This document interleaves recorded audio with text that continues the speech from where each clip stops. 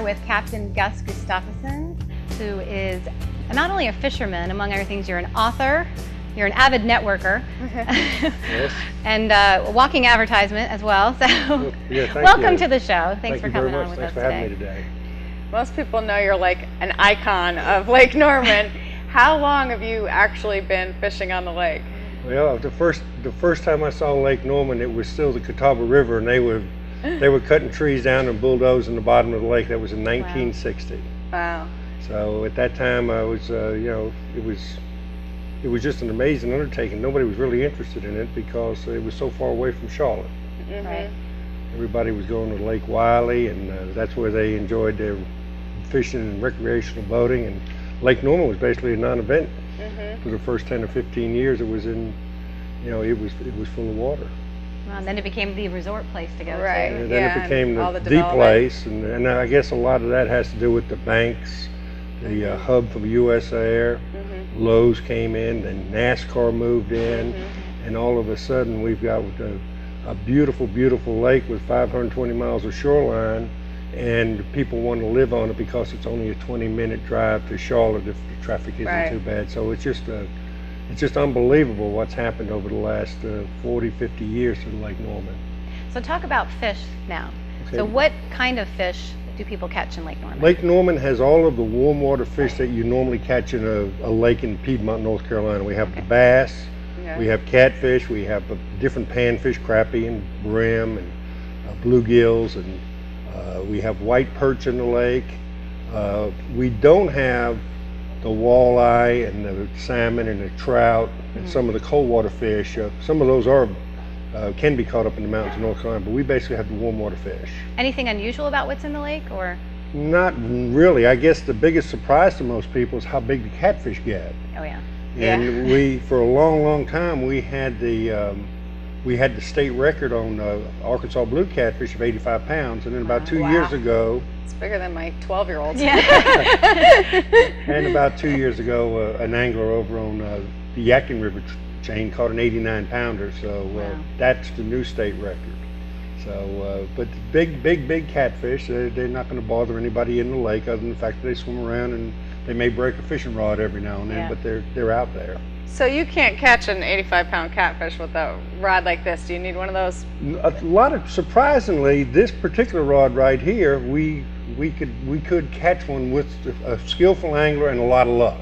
Okay. But if you're actually going out and fishing for a fish that size, you would use heavier tackle. Okay. And an adult behind the pole, right? You've told me that you've almost lost a few children over the boat. Well, yeah, a big fish, a fish that's over 30 pounds or so, it's tough for a little guy to reel a big fish in. And a lot of times what happens is they'll cook a big fish incidentally while they're fishing for something smaller, and a lot of times they have to hand it over to their parents or someone else to reel it in.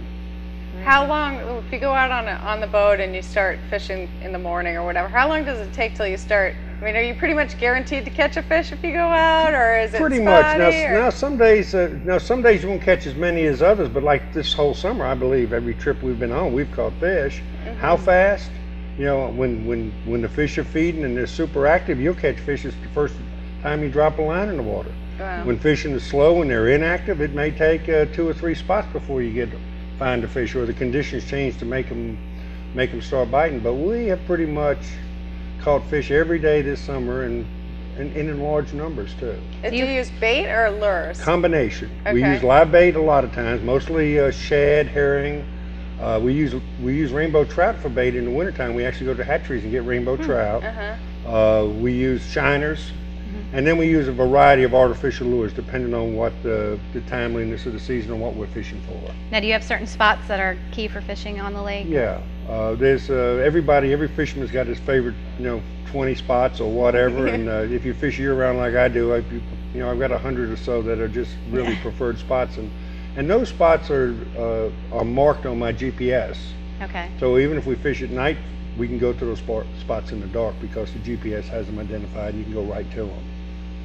Now, the other question too, I always like to ask this from different people. Now, is the water really clean? Like, can you eat the fish? Is the water clean? Right. Okay, that's a good question. The water is tested by Mecklenburg County about 10 times a year. Okay. And unless there's something unusual, a lot of runoff for one reason or another, even a thunderstorm. If there's a thunderstorm the night before, they test a particular cove or something, might not come up as high on the quality standard as they'd like to see it.